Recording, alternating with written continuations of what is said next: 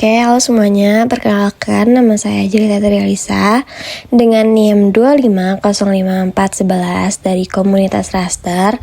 Di sini saya bakal membuatkan video tutorial pemetaan mangrove menggunakan algoritma random forest di Google Earth Engine.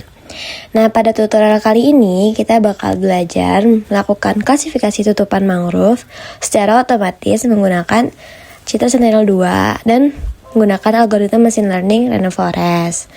Nah, tidak hanya menghasilkan peta mangrove, kita juga akan menghitung luas mangrove, melakukan analisis perubahan antar tahun, mengklasifikasikan tingkat kerapatan mangrove hingga pada tutorial kali ini kita akan menggunakan Google Earth Engine. Google Earth Engine ini merupakan platform komputasi berbasis cloud yang menyediakan berbagai koleksi citra satelit seperti Landsat, Sentinel, MODIS, dan data spasial lainnya. Keunggulan Google Earth Engine itu seluruh proses pengolahan dapat dilakukan di server Google, sehingga kita tidak perlu mengurus citra yang ukurannya sangat besar. Dataset utama yang digunakan adalah Sentinel-2 Surface Reflectance atau level 2A yang memiliki resolusi spasial hingga 10 meter dan waktu perekaman sekitar 5 hari sekali, sehingga sangat baik digunakan untuk pemetaan tutupan lahan. Nah, pada tutorial ini kita bakal membandingkan kondisi mangrove pada tahun 2020 dan juga tahun 2025. Selanjutnya, kita akan menggunakan algoritma random forest. Random forest itu merupakan algoritma machine learning yang bekerja dengan membangun banyak pohon keputusan, dan masing-masing pohon itu dilatih menggunakan sebagian data secara acak. Setelah seluruh pohon memberikan prediksi, hasil akhirnya ditentukan berdasarkan voting mayoritas. Karena menggunakan banyak pohon keputusan, random forest memiliki akurasi yang tinggi, lebih stabil, serta mampu mengurangi resiko overfitting dibandingkan dengan decision tree tunggal. Pada tutorial kali ini digunakan beberapa band Sentinel-2 dan index spektral seperti NDVI, MNDVI, SR, GJVI, SAFI, dan MVI. Oke, sekarang kita masuk ke tahap praktik. Pertama, buka website Google Earth Engine.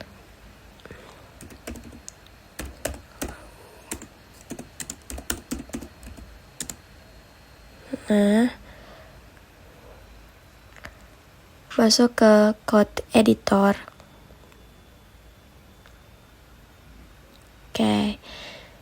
Nah, pada tutorial ini saya sudah menyiapkan script sehingga kita tinggal memahami setiap bagiannya. Nah, step pertamanya adalah menentukan area penelitian atau area of interest. Nah, area itu dapat menggunakan fitur geometri yang ada di Google Earth Engine bagian ini, atau teman-teman bisa mengimpor shapefile ke dalam aset yang di sini. Pertama-tama buat rectangle-nya dulu. Oke. Lalu selanjutnya yaitu memasukkan script-nya. Jadi dilihat aja ya script-nya. Nah, ini script-nya. Lalu selanjutnya kita bakal membuat tahunnya. Nah, jadi ini adalah script yang digunakan buat tahap awalnya. USGS ini buat satelit yang bakal digunakan, dan var ini year A dan year B. Year A sebagai tahun awal dan year B sebagai tahun pembanding. Nah, buat parameter cloud score ini digunakan adalah untuk menghilangkan awan. Jadi cloud score plus ini bisa menghilangkan piksel-piksel yang memiliki kualitas rendah, itu akan dimasking secara otomatis. Nah, langkah itu penting karena proses klasifikasi tidak terganggu oleh awan maupun bayangannya. Nah, selanjutnya kita run dulu di bagian sini. Nah, selanjutnya setelah citranya bersih dari awan, kita bakal menghitung beberapa indeks spektral. Indeks pertama yaitu NDVI untuk menggambarkan tingkat kehijauan vegetasi.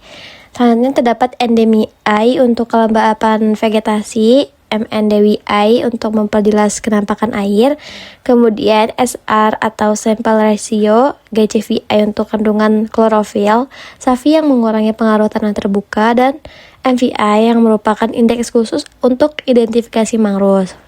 Nah, seluruh indeks tersebut akan ditambahkan menjadi bahan baru sehingga dapat digunakan sebagai variabel pada proses klasifikasi. Nah, selanjutnya ini adalah script yang baru saya masukkan, dimana ini tuh berfungsi untuk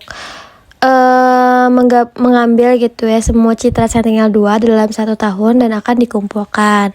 Setelah dilakukan masking awan, seluruh citra dihitung nilai medianya sehingga menghasilkan satu citra representatif untuk masing-masing tahun.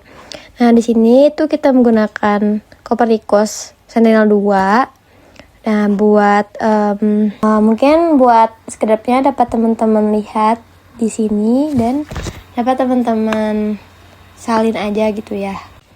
Oke, selanjutnya kita di sini bakal membuat dulu data trainingnya yang akan kita buat pada tutorial kali ini, yaitu 2 kelas. Yang pertama mangrove dan yang kedua non mangrove. Di sini ada new layer, diklik, lalu klik setting. Nah, namanya diganti aja jadi mangrove. Terus import as, ganti menjadi feature collection. Klik tambah properti, di sini buat land cover, value-nya 1. Klik OK. Nah, selanjutnya di sini klik add a maker, ini buat membuat titik sampelnya sebanyak 50 titik sampel. Oke, jadi klik dulu ini. Udah ada. Ini dimatikan saja. Maaf. Matiin saja. Nah. Jadi teman-teman bisa menitikkan di bagian mangrove. Nah ya, sini sebanyak 50 titik sampel.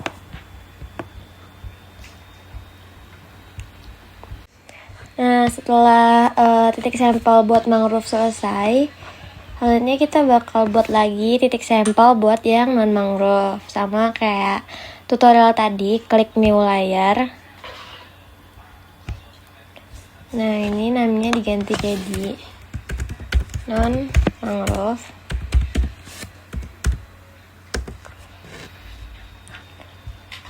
Feature collection, property, land cover, dan value-nya 0. Terus klik OK. Nah, selanjutnya kita bakal bikin titik sampel buat yang non mangrove. Sama kayak tutorial yang tadi. Jadi, teman-teman bisa nitikin di bagian mangrove kayak pemukiman sebanyak 50 sampel juga. Nah, jika sudah selesai membuat titik sampelnya, lanjut ke bagian scriptnya.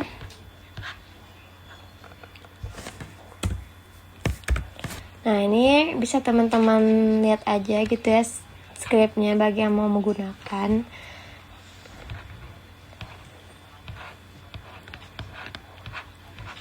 Di sini ada confusion matrixnya juga ya, menggunakan kappa dan juga overall akurasi.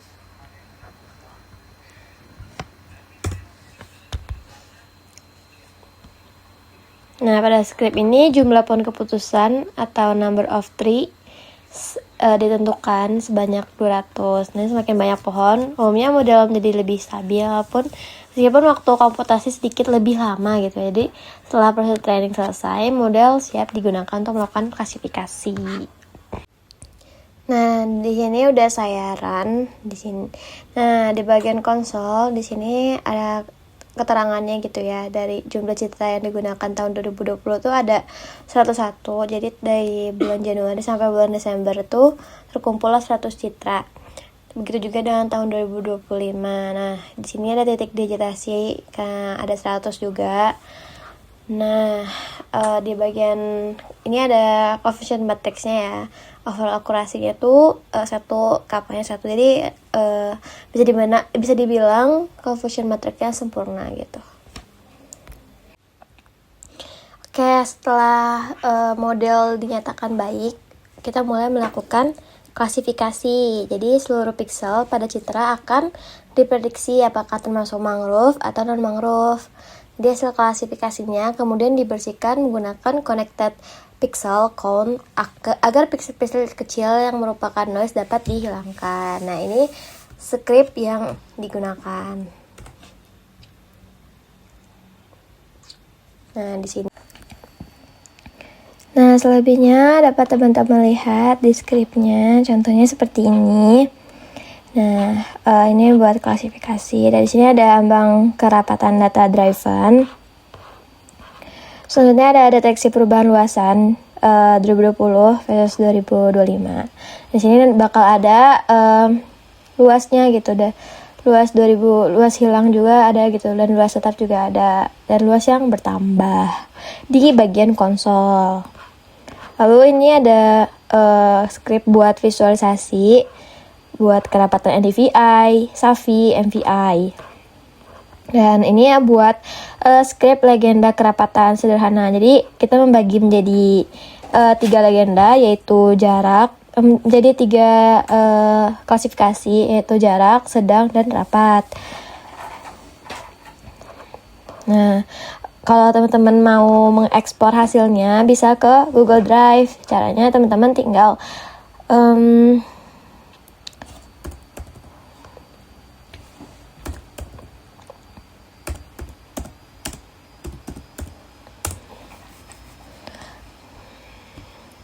nah, teman-teman bikin dulu filenya di foldernya di Google Drive. Misalnya di sini saya bakal bikin mangrove. Oke, karena udah ada, tinggal nanti teman-teman ke bagian. Nah, kalau udah ada, nanti teman-teman bisa ke bagian task. Nanti di bagian, nah ini buat script ekspornya. Kita di sini ada membuat 3 ya buat SAVI, MVI.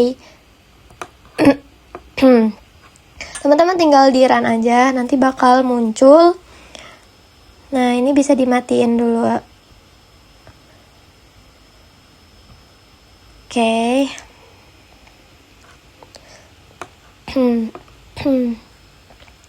Nah, di sini tuh ada layers-layersnya. Bisa dilihat juga ya. Misalnya ini kelihatan MVI gimana. Nah, ini beberapa renderingnya udah terlihat ya. Di sini ini yang warna hijau itu rapat mangrove-nya. Buat yang hijau muda itu sedang, dan yang buat yang warna kuning itu jarang. Nah, kalau teman-teman mau cepat gitu ya, bisa ke bagian task. Nah, ini bisa teman-teman nanti run aja. Misalnya ini ya, masukin ke file name folder yang tadi udah dibikin. Kayak misalnya tadi aku mangrove. Nanti tinggal di run aja. Nanti formatnya geotiff. Nah, sekian. Oke, sekian tutorial dari aku. Semoga ini dapat membantu pemahaman kalian dalam memahami penerapan machine learning dalam penginderaan jauh, khususnya untuk pemetaan ekosistem mangrove. Terima kasih telah menyimak video ini. Jangan lupa untuk membaca skrip secara mandiri, dan sampai jumpa pada tutorial berikutnya. Bye-bye!